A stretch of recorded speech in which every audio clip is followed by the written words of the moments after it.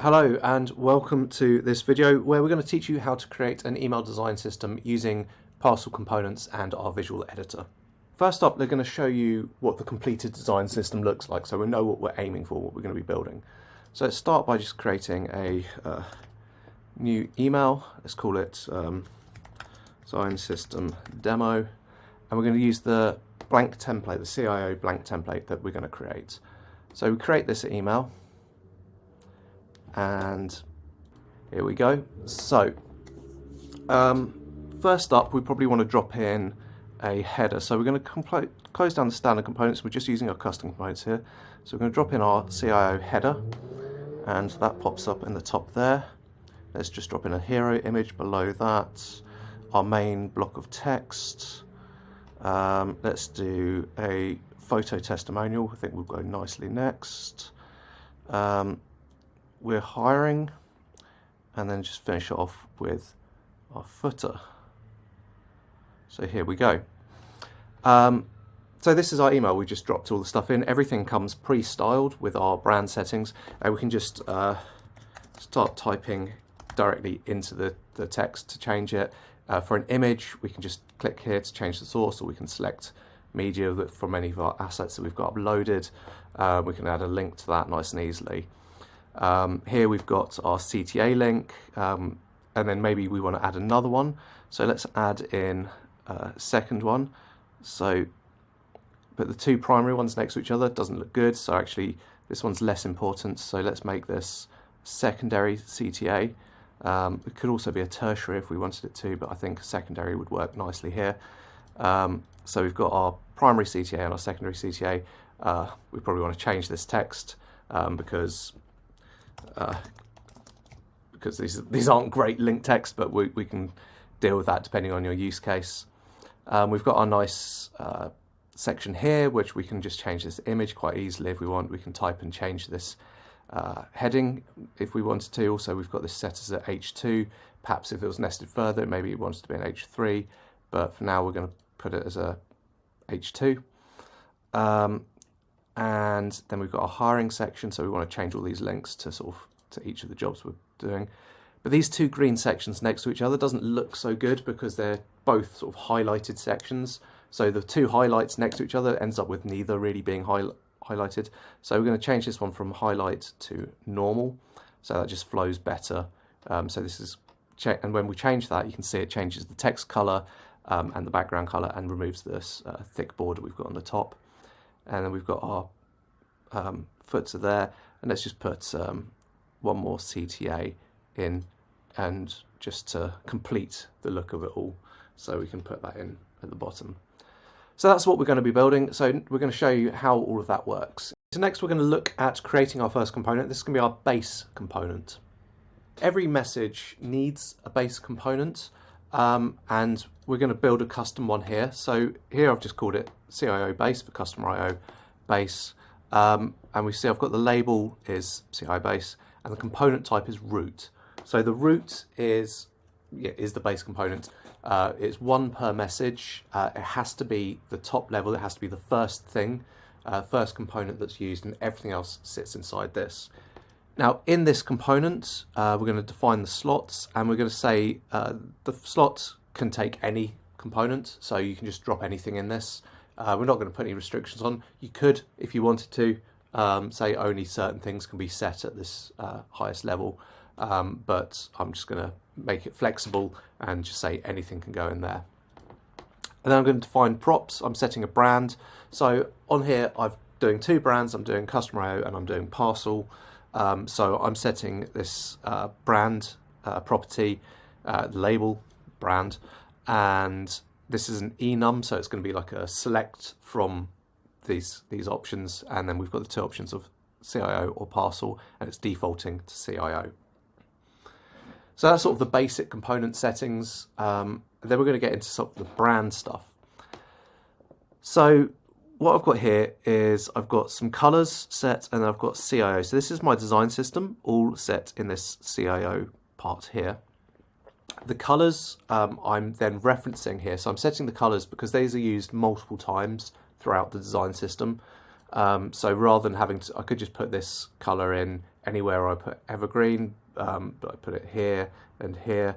But just to make things a bit easier, and if we were to ever change this color, it makes it so one place to change it, and it's very quick. So it's less chance for errors if we're just setting it once and then using it in multiple places, and it keeps things a bit cleaner. So I've defined, first up, I've defined a load of colors. You could also do this for other things as well. You could do sort of define it for spacing, like font size, number of sizes. You could do set some default images, URLs here as well, whatever you like to do. And then here I've got my const CIO, and I've given it a name of CIO. So this is kind of reference it, so I can say if this is CIO or if name equals Parcel to distinguish between the two. And then I've got each one of my components I'm using, I'm setting up some styles in here. So first up, I'm setting the base. And in the base, I'm setting lang, so language is going to be set to English. Direction is going to be set to left to right. Title is email from customer IO. Font family, instrument sans, Helvetica, Arial, sans serif. And colors, this is where I'm pulling these colors up here. So it's colors.charcoal is my font color, and background color is colors.warm gray. So that's how I'm pulling those parts in. Now to apply these styles of the base styles onto our component, in here in the template, so the template part of the component is the bit that actually gets put out, and in here I'm using an X base and an X section. So these are our standard components that come built in. You don't have to use these. I like to use them. I worked on these, so I know how they work. I like them. They've got everything I would want. So here I'm setting brand.base. So set brand.base. So when using the set directive on a component, that means we can set a number of things at one time. So normally on a base, we would say like lang equals en, and we'll say dir equals left to right. So we can set things like that. But this is just a shortcut, so we can pull this from the brand.base that we have set up beforehand. So this is doing all those things in one place, and then we just place them all down here. So if you want to know what options you have in the documentation, we can look at our standard components, and we can see on the base we can set a title, pre-header, language, direction, background, color, font family, font size, font weight, line height, text line, class, style.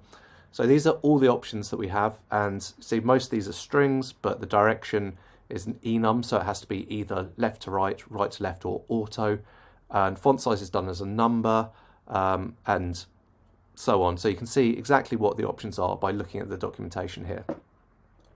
So then that is all what's reflected here by a lang, direction, title, font family. You'll notice here that font family, because it's got a dash in it, I've put it in a single quote. So we could put everything in single quotes if we wanted to, for a bit more consistency.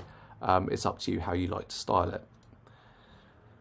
So to show how this works, you can see here is my template here. So if I wanted to, let's just change, what should we change? The background. So let's just, instead of having that warm grey, let's do, let's change it to moss. So we can see that's coming through there. So we've got this mossy colour there, or make it lavender. Why not? We can just play around with this. This is fun. So that's the lavender, but let's just put it back to warm grey. And let's do the same for something else. Let's do impact as our new font family, and we can see everything's changed there. So let's just delete that, so we can just revert that back to how it was. There we go. So you can see how this is changing as we change the settings here. So the same thing we've done here for section. So we've got section, we've set the width to 600 and padding to 0.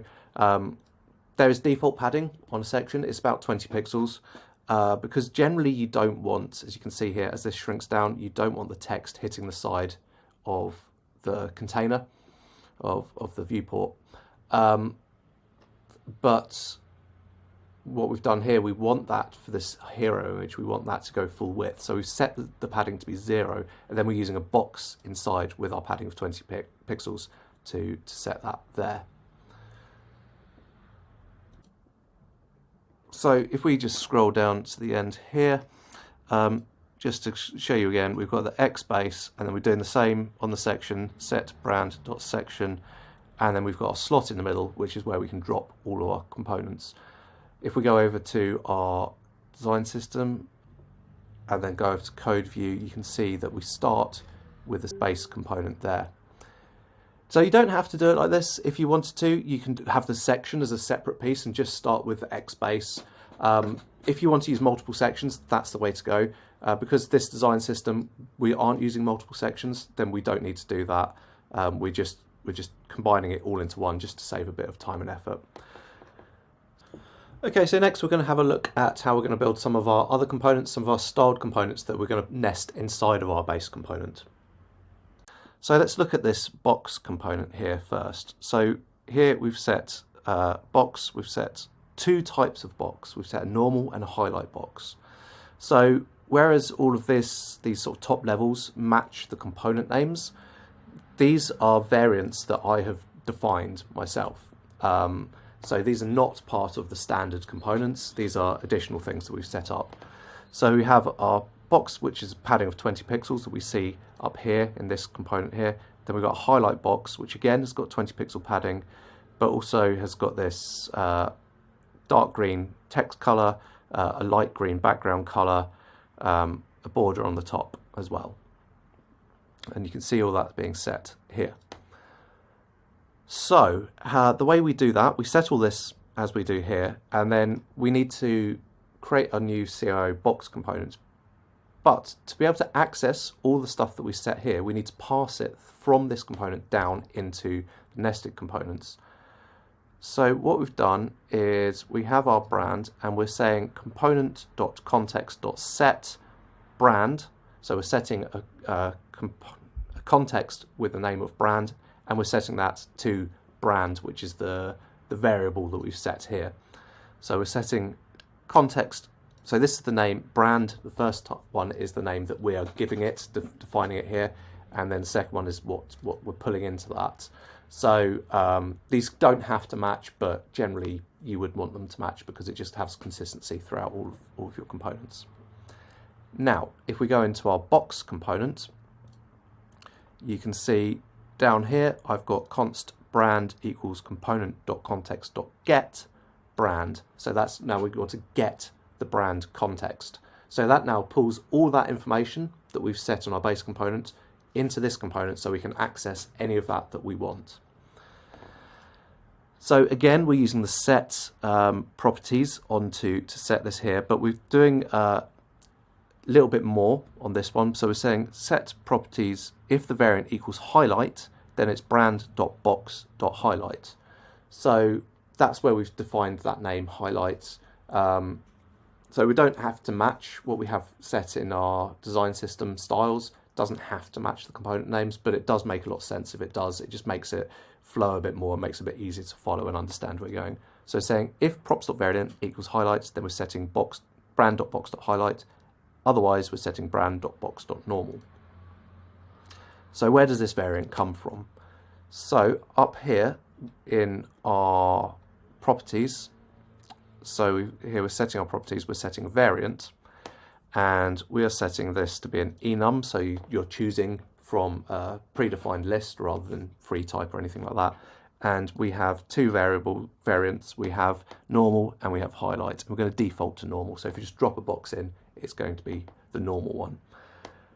And then if you switch it, then that means we can switch and we can change it around. So we can change a box from normal to highlights, and then it will pull in the other styles, so we can change it as we go. We've also got style here, so this is, we can put in custom inline styles additional to the box that we don't have options for. This is just a little thing I added in as a bit of a workaround for me as the developer to do a couple of things that weren't currently possible by doing it with what I had built out. So I've set this to type hidden, so anybody using the visual editor won't see this property. This is only for people who are using the code view who can add this and work with it. So this is a nice way to have like advanced features for developers to work on, but anybody who is not familiar with the code and not comfortable working in the code view won't get access to that. So the other thing which we've got here is presets. So presets means that we can use these and we can see these in the visual editor, so we can drag these, drag and drop is essentially what this is giving us. So if we jump over to our design system demo and we'll go into the visual editor, you can see we've got in the layout section, we've got a box and we've got a highlight box. So we can just drag and drop an extra box in there, and then we can change that from normal to highlight. So we don't need to set two presets here. We could just have the one and then make people always select what they're doing. But here we've just given the two options. So you can see we're in the section layout, and you see the name box and highlight box, and you can see the little icon next to it. So that is all set in the presets here. So icon select. So the icons come from the Google icon fonts. So anything that you find in there, you can just type in into this icon field here, and you can get that through. Section is layout, so that's you can type whatever you want in here. You can call the section whatever you choose, and just different components with matching sections, different presets with matching sections will be grouped together in that section. So if you have a typo in one, you might see two sections, so make sure you do spell it the same when you're doing that. The label is just sort of the nice sort of readable version that the user will see as it comes up in the components menu. And then the content is what we actually drop into the code. So here I'm saying the content is just a CIO box, so it's just putting in the box component directly in. But on this second one, where I'm using the highlight box, I'm putting the box in, but this time with variant equals highlight. So this time we know we're getting that highlight version dragged and dropped in as you use it. So when we're using our components, like this, we're building our custom components and we're using this context that we're passing down with our brand styles in. If those brand styles aren't defined, we're going to get an error. So if somebody's trying to use use the CIO box component in a different root file, so it's not inside CIO base, if you're using like the standard component X base and you try and drop this in, you're going to get an error, and that's not going to work. So a way around that we can do just to sort of let people know that that's what's happening. Here we're saying if brand, so if there is a brand set, doesn't matter what it is, as long as that value of brand is being passed down and this const brand is pulling something, if there's something there, then this will return true, and then we set this X box with all our styles on it.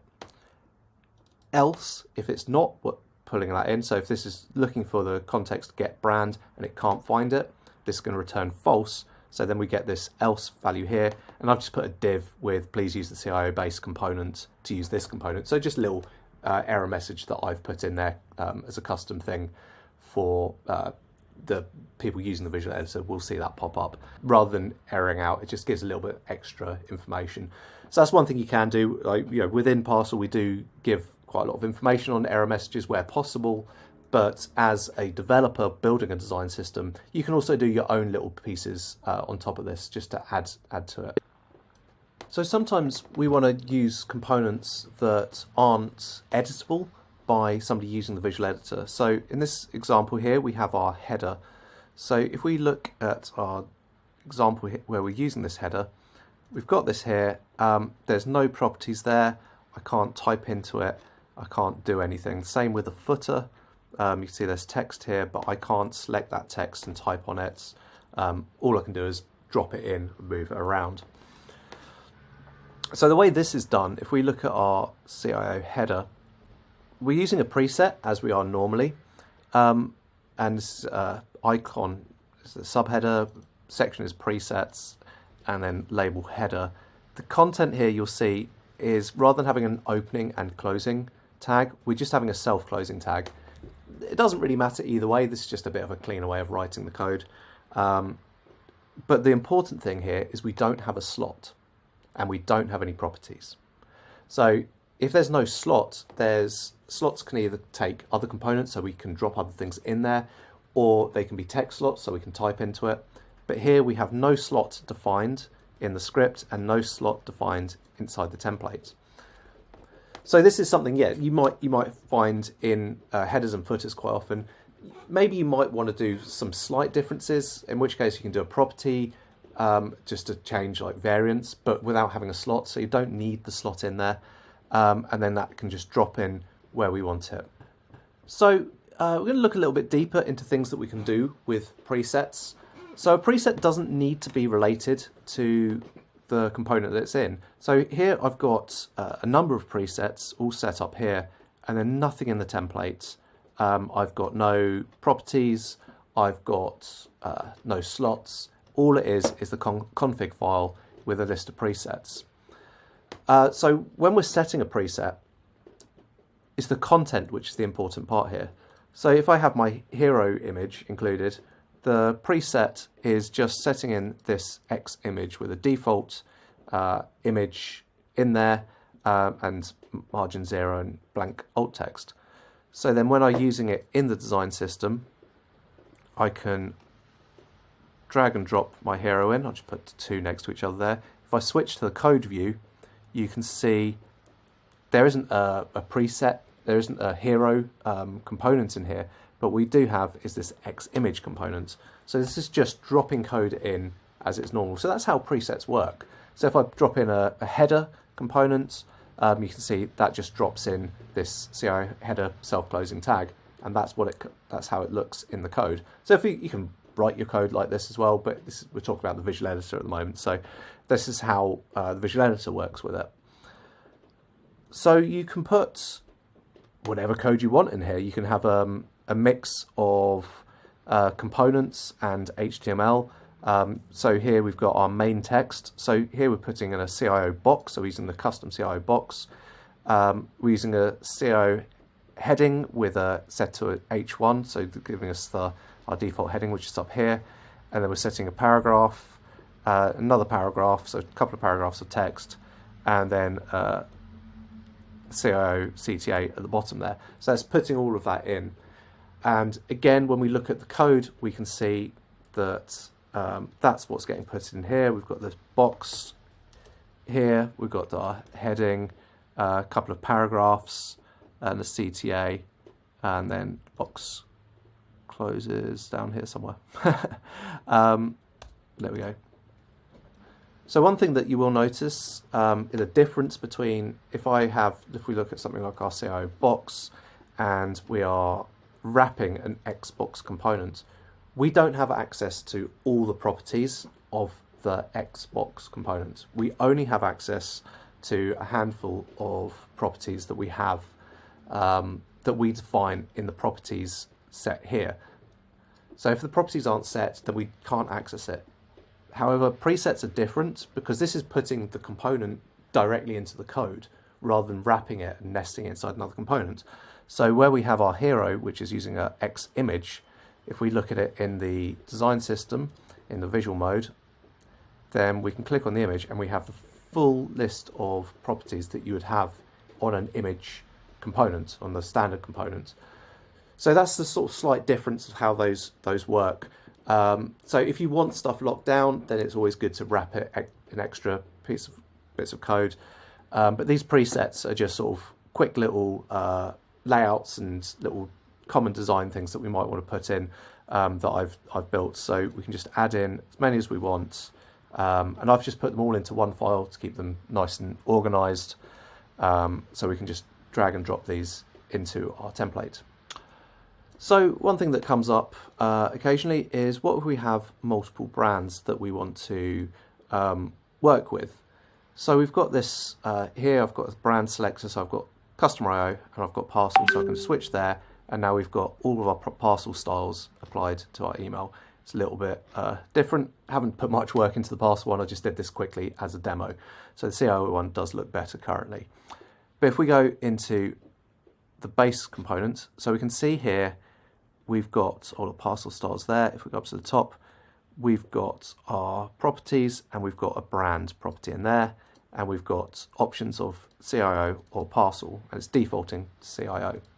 So where we've set all our colors here, and then we've set all our CIO styles there, we just go below that, we've got our Parcel colors and then our Parcel styles. And then down here, we're setting our brand is going to be equal to CIO.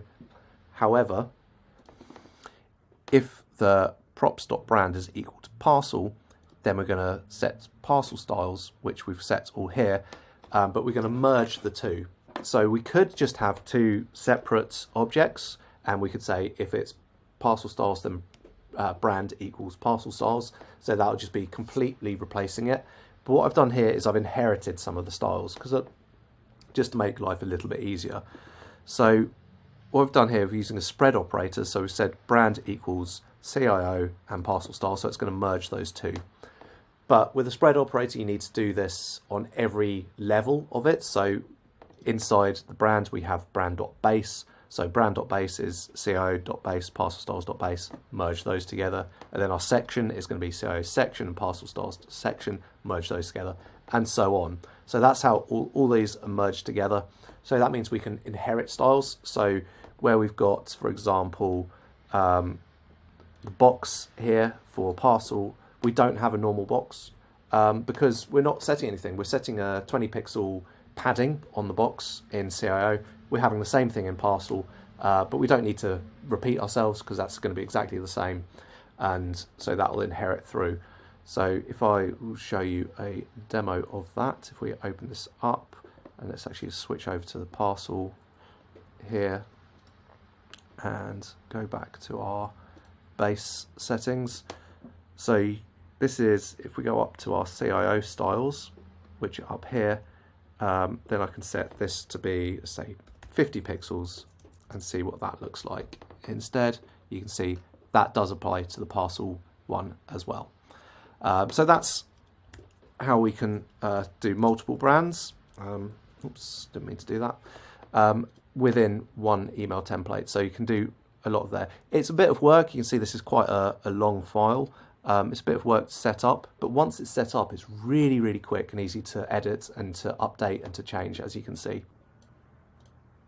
Okay, so once we've got our design system set up, we want to make some templates so people can get to using it nice and quickly. So if I just click create new email, and we can see I've already got some templates here, but I'm just going to create some new ones just to show you how it's done.